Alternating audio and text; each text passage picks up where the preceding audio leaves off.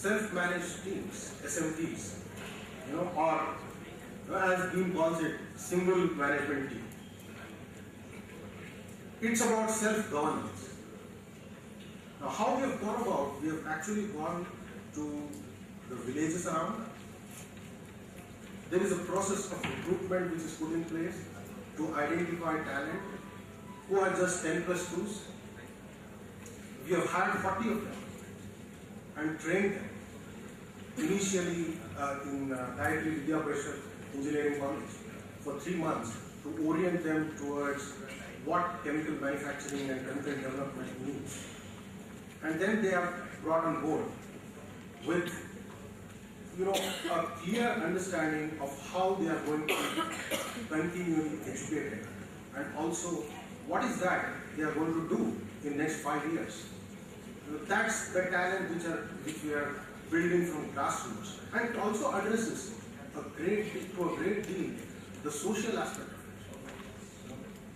it. All these boys whom we have hired who are going to operate a sophisticated automated chemical plant are from very humble background. The people with their parents are laborers, farmers, and from a very poor family. So from that context, I think we are also addressing sustainability from social point of view. And we firmly believe that that's what is going to be sustainable. Now, how do we really bring them in an environment of chemical manufacturing is a challenge. Now, if you look at, I think we are, India as a nation, I think we are running short of skilled welders, skilled fitters, skilled carpenters. As parents, do we want our children to become welders? Now, welding itself is a great technology.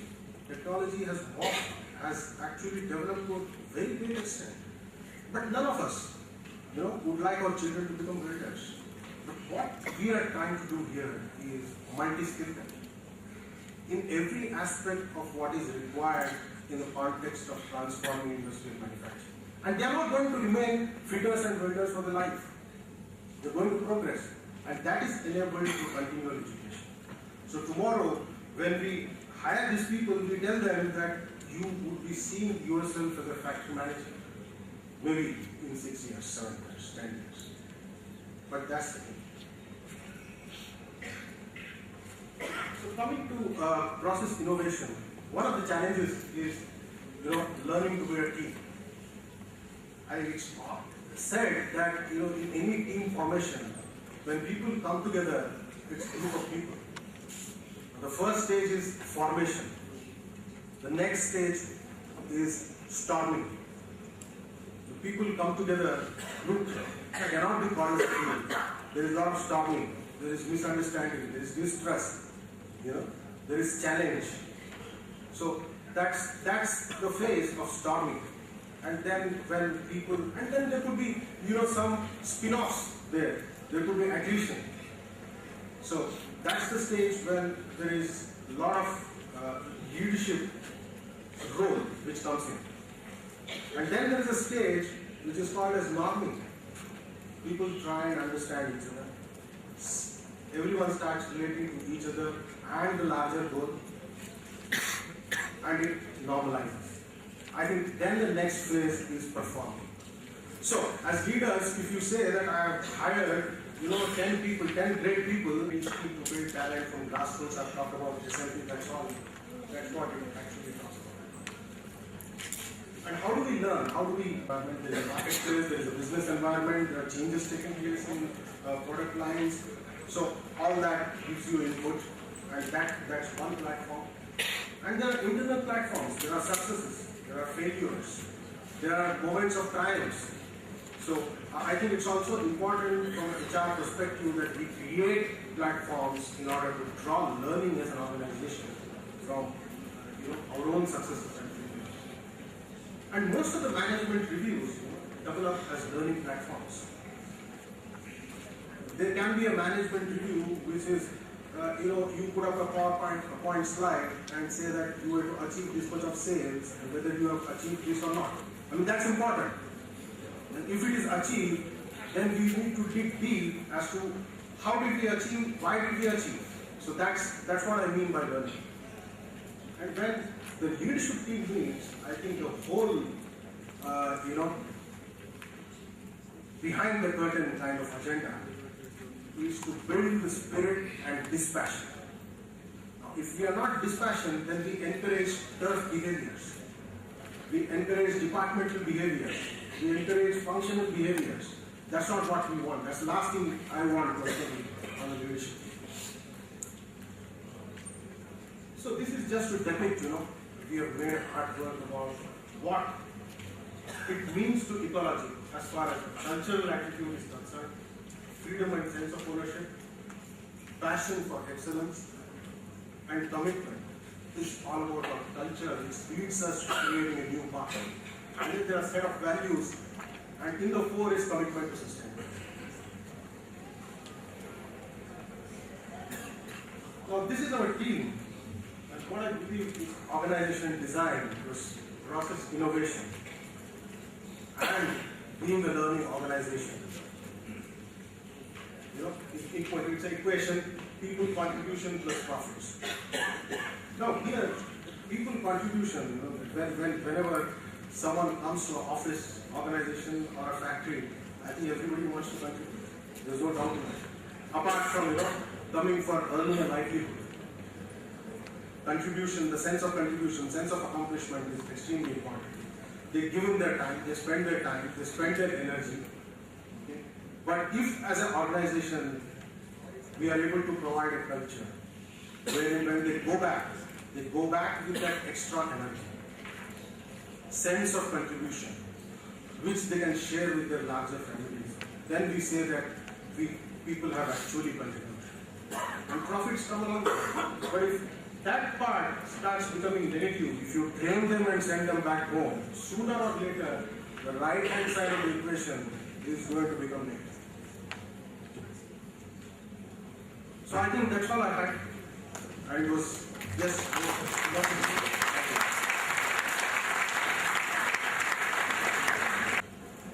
And we also spoke about the causality focus. If the causality focus is very powerful, I don't think we landed the causality.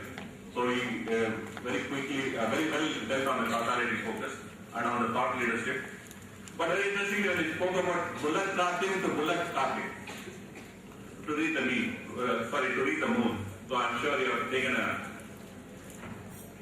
good step to a cultural side, looking at above and beyond. And the only concern probably I had, I'm sure some of you would also have, why should a Japanese patient be more sensitive than an Indian patient? I think all patients throughout the world, maybe pharma companies are generally regulated market and unregulated market, but patients throughout the world. But we did also compensate that by saying that the employee don't visit the patients. So patients throughout. Either for a container, which is what he said, in terms of looking at a microscope or how the tablet looks, or the content. Either for the container or the content, I think the strategy has to be unique and uniform. It was outstandingly brought about. And incidentally, I want to bring about the outstanding book called What Goes Behind the Mind of Toyota. It's a Japanese book. And if you go into the book, it is not a management book. It talks about how most of those concepts have come from the Indian value system. It's a very powerful book. And second, again, recently a movie has also come, how Papa Guru in Japan came from India. And he is worshipped as a god. There are a lot of statues for him. I'm just keeping an Indianness in this whole process, and we can be global leaders. We are exporting everything to the globe 400 years ago, but we are importing more. So today that's an opportunity. Instead of exporting people, we can export product. That's where your point comes up very. And recently when he said what CEO stands for customer, employees, and last organization. So that's the CEO, and that's what HR has to align with the CEO in taking that forward. There are some very interesting questions to the speakers. Then coming to Shredder, he spoke on cultural construct. He spoke on price minus, I think he probably forgot to add price minus plus quality plus. That is given. And he very interestingly articulated numbers versus cultural traits, cultural construct. And very subtly he made a point all about leadership. It's not looking at a leader from a short-term perspective. How do you look at your blue collar and white collar as a career collar than looking at them as blue collar alone? I think that was a very subtle, very nice point Sharan brought about. And green doctrination. I'm sure green doctrination is a very powerful message what he gave to all of us. And probably I could look at the green doctrination from a sustainability perspective in both business citizenry, ecological citizenry, and social citizenry. I think that is something very powerfully as a citizenry he brought about. And of course, the anatomy of autonomy was also very, when he spoke about the 4 types of team, except the hand-holding team probably should be heart and hand-holding team. HST should be heart and hand-holding team so that we can start integrating heart and the hand. And the multi-skilling and career collaring is definitely outstandingly brought about. And very interestingly, I think many of us don't speak about this. How do we learn not only from successes, but how do we learn from failures? And how do we have a forum to use that to learn from successes and failures? I think this is a good insight the 2 CEOs have given us for the coming sessions. So now we'll invite questions. I think there are some questions already to you. Would you like to respond? I've been asked to restrict the questions to 3 each. Questions from one from Mr. Vivek and another from Jayashri. This is regarding the main drivers to reach the employee engagement score and how HR has contributed towards this. I'll just give you a brief. We went through an online process of approximately 200 questions. This is done from a remote location and employees were asked to log in from our location here.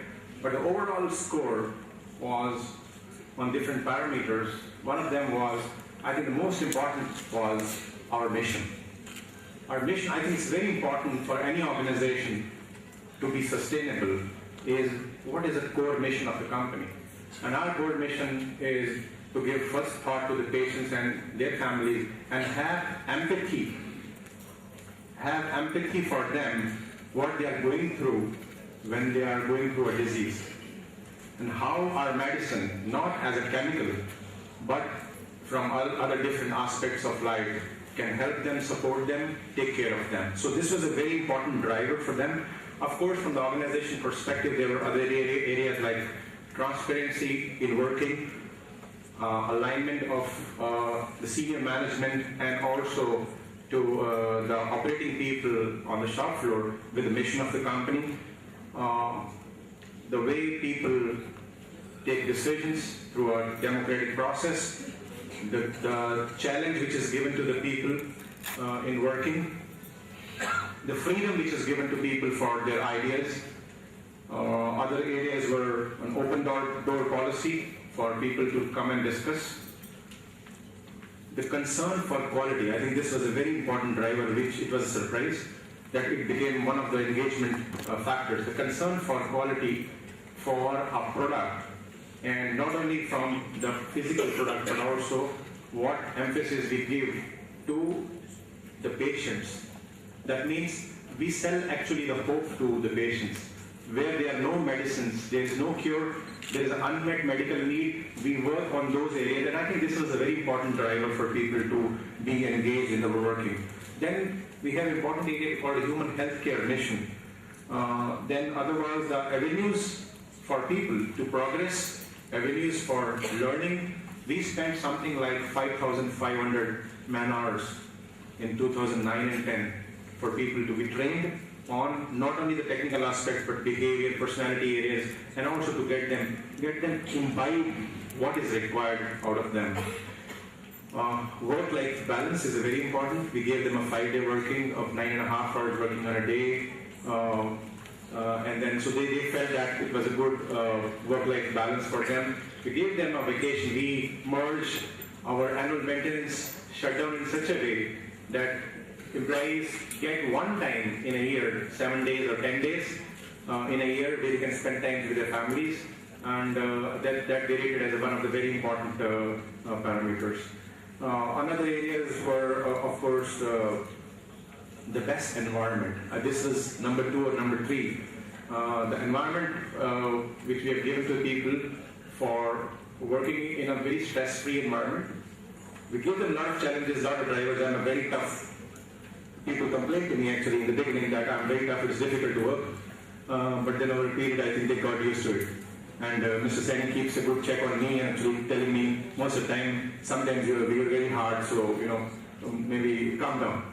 So I think later on they realized that, there was a lot of freedom for people to work, and then there is a sense for absorbing a failure.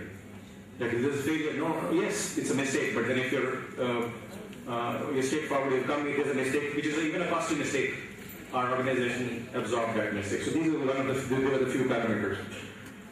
Another question is, why ASI selected India for manufacturing medicines at free of cost? Why not commercial also? I think it may be, it's not the same way actually what I meant. ASI came here for research and manufacturing operations on a commercial level, for supplying to the global markets, for Japan, US, Europe, India, many other markets of the world. But then we realized that when we're doing so much for commercial reasons, we must also contribute in some way to the patients and their families for those unmet medical needs, and also where there is no budget available to the governments. Actually, filariasis and elephantiasis is a disease which is a neglected disease today because there is no profit on that medicine. It is sold at 50 paise a tablet. Our medicine for Alzheimer's is sold in the US market or Japan market at 150 rupees a tablet. In India, we sell it at 15 rupees a tablet and even 10 rupees a tablet, which is 1/10, 1/15 of the whole thing. But we said even if we do at 1/10, we still must contribute to the patients where the government says we don't have any funding. So it was like a 250 crore kind of an investment, but over a period of 6 years. So this was commercial plus a reason. It was anyway the commercial business is going on, and ASI is doing very well over the globe. But then we said we must contribute. So this was something which, as an additional measure, we have taken. Another question from Vivek is regarding what should be the primary source of strategic HR in merger and acquisition. I will just give you an example of what I have gone through in an organization, and also within the company. I see that it's not only the external mergers or acquisitions which are important. Sometimes within the organization, when you're restructuring, when you're taking over bigger responsibilities, like recently, I've taken over responsibilities on a global level for some areas, and I feel that it is similar to a merger and acquisition situation. In my previous company, of course, it was one of the areas of merger and acquisition, but now I would look at more from the talent mapping point of view initially, where we were, and then in the new scenario of merger or acquisition, where we are, and also to do our talent screening in the whole process, and where do we need to, have our leaders take charge of the situations, and maybe leadership restructuring is a very important role. What is even us today, we are going through on a global scale leadership restructuring, where in a scenario where ASI has acquired 6 companies in the last 5 years because of certain areas where ASI did not have presence, for example, anti-cancer areas. So it was new areas. So we are going through a restructuring right now, where we are making a map of where are the leaders in the organization, where are those good resources, map them, screen them, and then give them additional responsibilities. So, for example, I'm going to take over a role which is maybe for a Japan location or a US location or a European location, and some of my colleague from US is going to take over some role into the Australian market or New Zealand market and things like that. So those things, it's a very dynamic situation that in a merger and acquisition process, you need, as a strategic HR needs to look at very carefully how to really position those leaders and how do their teams operate at the moment, and how the future scenario would be, and how to really position those second line or third line leaders for those positions. I think in a summary, I would just like to say that. Thanks a lot. Thank you very much. One question to Sharat, but I have one question to policy manager, and he spoke about principles, and he gave a travel example. I don't know if it's practically possible or not, but I'll leave it to Sharat that.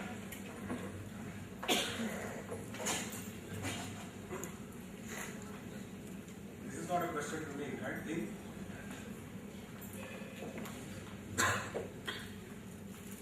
So I'll first answer the last question. Now, as far as practicability of the policy is concerned, we do have a written guideline, but we don't call it as a policy.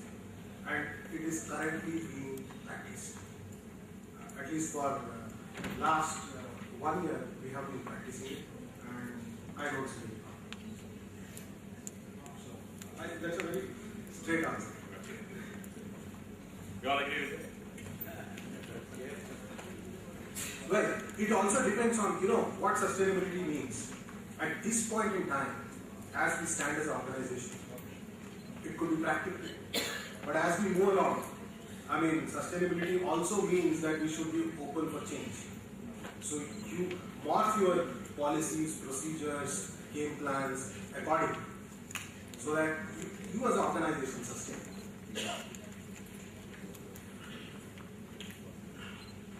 Does that answer? Then there is a question here, very interesting question. From CEO's perspective or eyes, who is HR? Is it Brahma, the creator, or astrologer, anticipates and creates? Well, I personally don't believe in astrology. So, but then to me, HR is all three. Brahma, Vishnu, and Maheshwara also. One has to be very clear about it.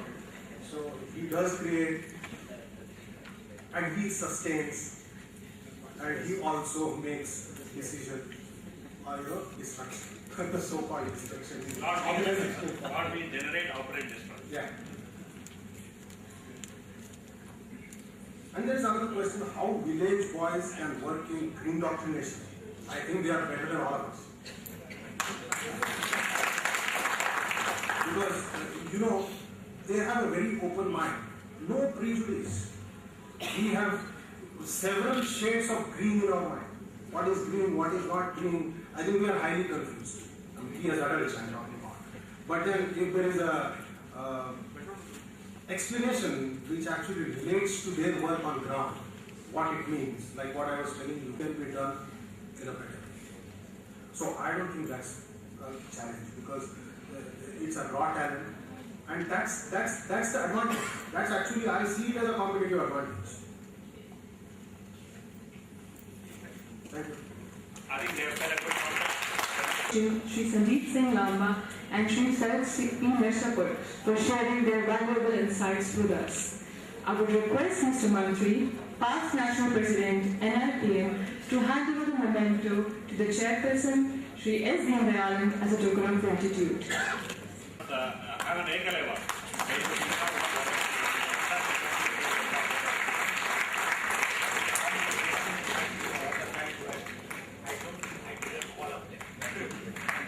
Hand over the memento to Shri Sandeep Singh Lamba.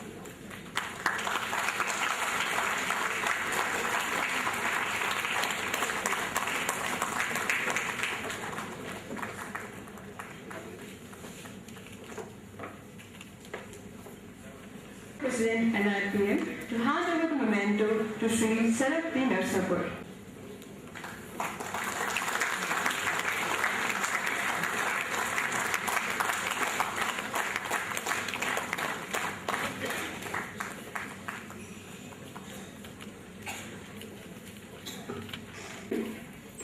To please address the gathering. We have a small present task to perform now. Yesterday we have declared the name of 6 senior members for the fellowship award. Out of that, the name of Dr. A.N. Pandya was there. Yesterday he was not available during that time, so now it's our privilege that he is here. I am requesting our National President, Mr. Mohandas, to come to the stage. And do the honors to Dr. A.N. Pandya. Dr. A.N. Pandya is the Managing Director of Right Service India Limited. He was the former Director Personnel of Oil India and National President of National Institute of Personnel Management, Chair Asian Pacific Federation of Human Resource Management, Hong Kong, Dr. Pandya has attended the World Congress on Personal Management and in US and Hong Kong in 1996. Now he is a management consultant and visiting faculty to various management institutes. Please, Dr. Pandya.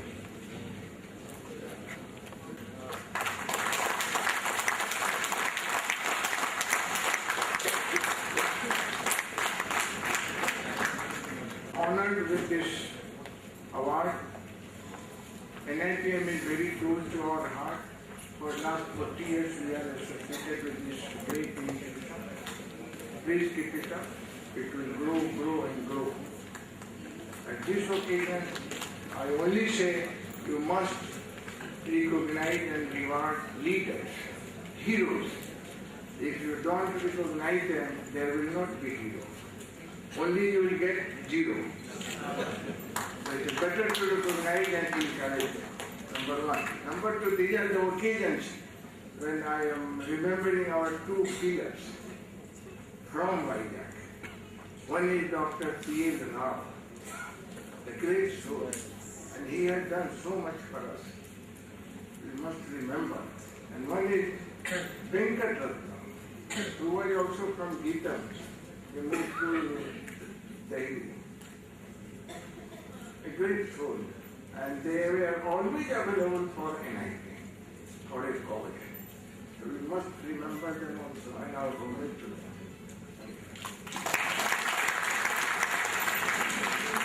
Thank you, sir. I would invite you all for the tea session on the annex at the either end. The break will be for 15 minutes, and then I would request you all to assemble back for our next session on the role of directors in business strategy. Thank you very much. Personnel and HR policy review and implementation of HRMS, as well as in diversification of IFFCO through new ventures and acquisitions. The first speaker for the session would be Shri Sanjay Bose. Shri Sanjay Bose is currently Director HR Strategic Initiatives, the Indian Hotels Company Limited, Mumbai. He is a HR professional with more than 16 years of experience. He worked in diverse areas of HR, leading HR automation and technology, IR, development of HR policies, line HR functions, potential and performance assessment, design and implementation of performance management system, design and implementation of assessment development centers. He is currently responsible for strategic HR interventions, deploying key HR initiatives aligned to achieving organizations' strategic objectives. The second speaker, Shri Srinivas Kandula. Mr. Srinivas Kandula is currently Executive Vice President and the Head of Human Resources at IGATE Patni. Mr. Srinivas is an HR journalist with over 20 years of hands-on experience in all the facets of human resource management, strategy and practice. Prior to joining IGATE, he held senior HR leadership roles in Power Grid Corporation of India Limited and Sunscan Communication Technology Limited. Mr. Srinivas is a doctoral fellow from